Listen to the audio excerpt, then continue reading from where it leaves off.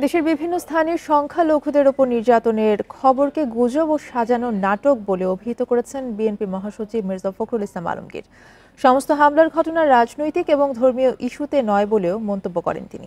প্রিয় নম্বর সেট করে বিকাশে সেন্ড মানি করুন ফ্রি।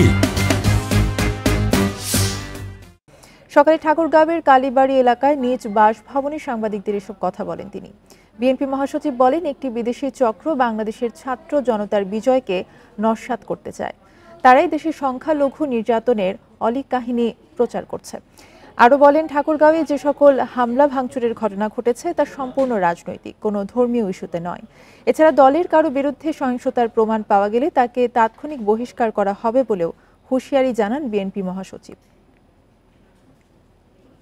বাংলাদেশের এই বিপ্লবকে নস্যাৎ করতে চায়, ছাত্র জনতার যে ত্যাগ, সেই ত্যাগকে নিঃস্বাত করতে চায়, তাদের একটা চক্র অত্যন্ত পরিকল্পিতভাবে বাংলাদেশে একটা